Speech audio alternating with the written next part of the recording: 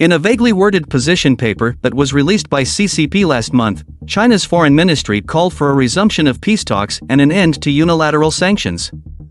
This 12-point document is part of Beijing's latest efforts to present itself as a neutral peace broker. However, Xi Jinping's government is not struggling to balance its no-limits relationship with Russia on one hand and fraying ties with the US on another. Conflict and war benefit no one. All parties must stay rational and exercise restraint, avoid fanning the flames and aggravating tensions, and prevent the crisis from deteriorating further or even spiraling out of control, so says the Chinese position paper.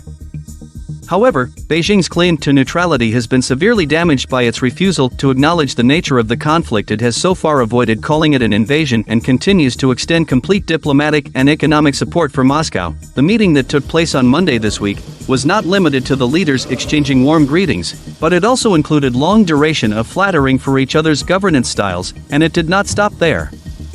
Instead of condemning Putin's war crimes, Chairman Xi warmly wished for Putin's re-election next year. Majority of the Western nations do not believe that China can act as an impartial mediator in this Russia-Ukraine war. The reason for this is twofold. 1. China and Russia have been extremely vocal about their ideological dislike for Ukraine's alliance, namely, the NATO. In 2022, Russia and China publicly announced their limitless friendship. While China is cautious not to harm its relationships with Europe, Chinese President Xi Jinping openly regards Russian President Vladimir Putin as an ally in their mutual resistance to Western liberal ideologies and a US-led global order. And while China has attempted to present itself as a neutral party in the conflict, there have been way too many reports that suggest Beijing is contemplating selling arms to Moscow. 2. China's failure at diplomatically resolving its own boundary issues. At present, China has ongoing maritime and land boundary disputes with about 9 countries like India, Bhutan, Vietnam, Taiwan, Philippines, etc., all of which it has failed to resolve with peaceful talks. In fact, in South China Sea, CCP has been regularly using its maritime militia to cause chaos and infringe on the other nation's territory.